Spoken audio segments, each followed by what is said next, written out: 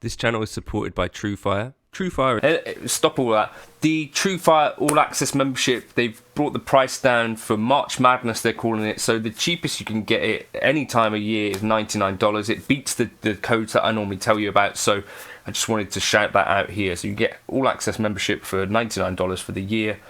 You know, get into your Tim Millers, your Robin Fords, there's Larry Carlton stuff on there, there's Eric Johnson stuff on there. Like, all of our favourite players seem to have Truefire courses. Check that out. March Madness, it's mad. Hey, I'm quite used to doing sort of videos where I'm talking about pedals that are new releases or quite hyped up, or pedals that people are generally interested in, you know, like the Boss ODR1, original one here.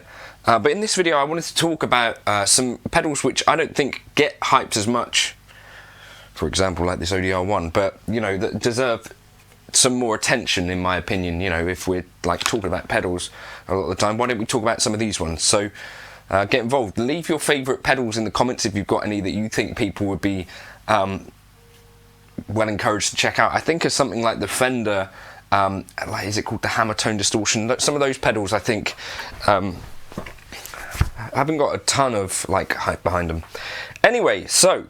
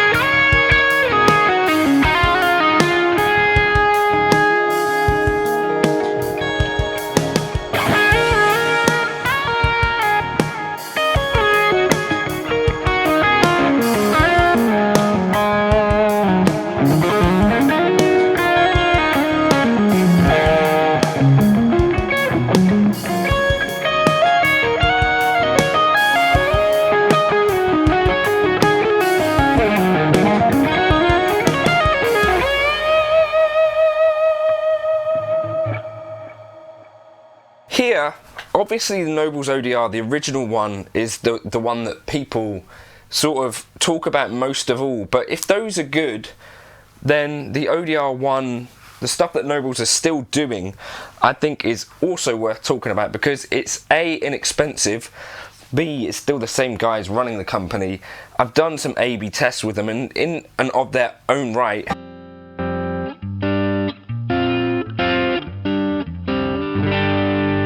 the things that are good about the actual ODR1, they're still good about the sort of cheaper version. But not only that, you've also got like the thing, you've got bass cut here. So even if it's not exactly, you know, a one-to-one, there are things about this pedal which make it more useful. I have to say, it took me a while to come around to the newer ones as well, but this is an ODR1X that they sent me along with the delay that I did a video of up here.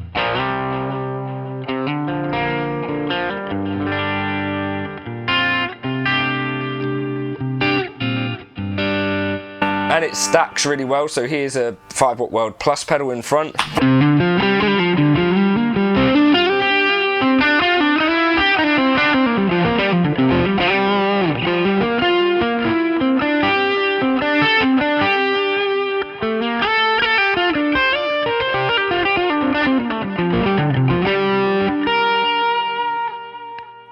Like, that to me is a great sounding pedal. It's here in front of a Pro Reverb from 1965.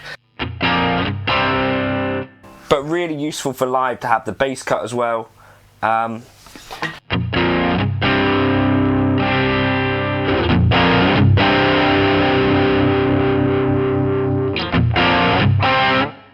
Some actual features that I think, you know, can put it over the ODR1 in some ways, even if it's not the original. Another thing that I don't think gets too much hype is the SD1. Now, this came out shortly after the Tubescreamer, but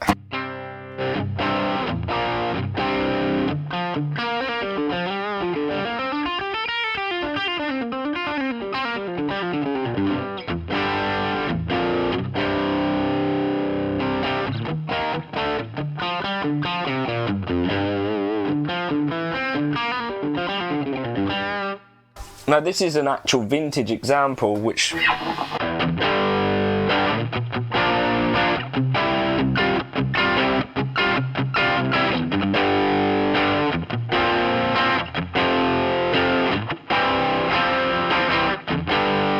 but I think is a really good tone.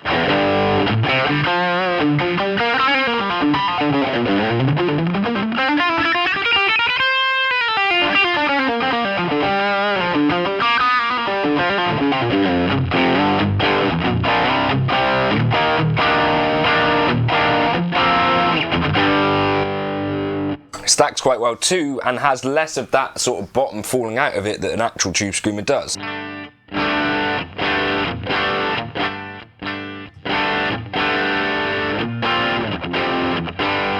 And they're easy to get hold of, they're cheap as chips. So an SD1, I would say, should be on the list.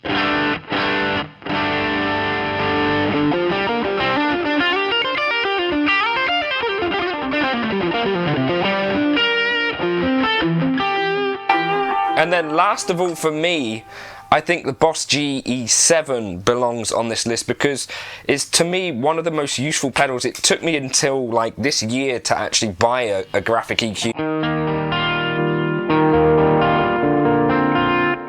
And you see them on all the pros boards for a very good reason.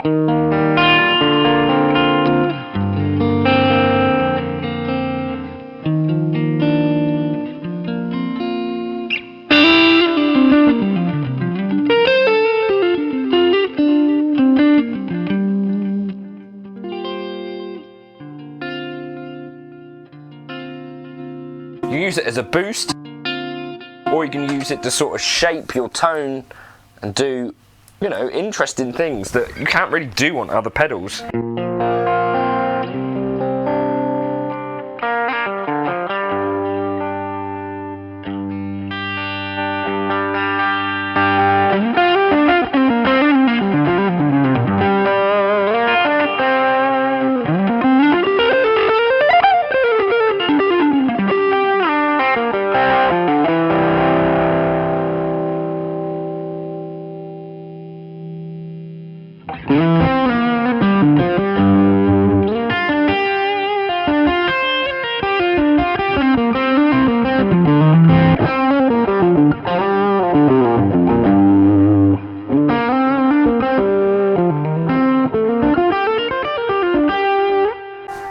really, I think the graphic EQ of all of these things might be the sort of thing that actually could totally transform your tone.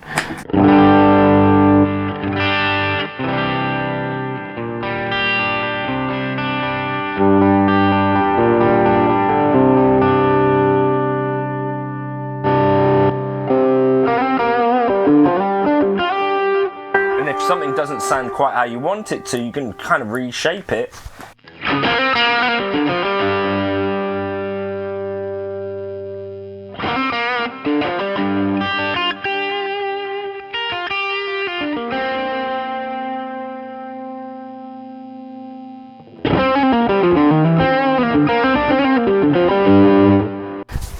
Of all of these pedals, I think the GE7 is the one I would say might be worth a look, or an EQ pedal of your choice. You know, feel free to leave your favourites below, but those are some pedals that I don't think get enough hype, don't get talked about enough, that could really be decent additions to basically anyone's board, particularly the ODR1X. I think is actually a really useful version of the Nobels ODR type pedal. There are plenty others out there that cost quite a lot more, but maybe don't have that level of flexibility, as well as, you know, the actual connection to Nobels still making them. The Nobels Delay Mini I really like as well, and then the Superdrive SD1, not my favourite drive pedal ever, but an inexpensive drive that I think, you know, could be for some people more useful than Tubescreamer. You know, you can pick these up for about 40-50 quid. So yeah, I don't know, some ideas. Let me know your favourites in the comments below. Cheers.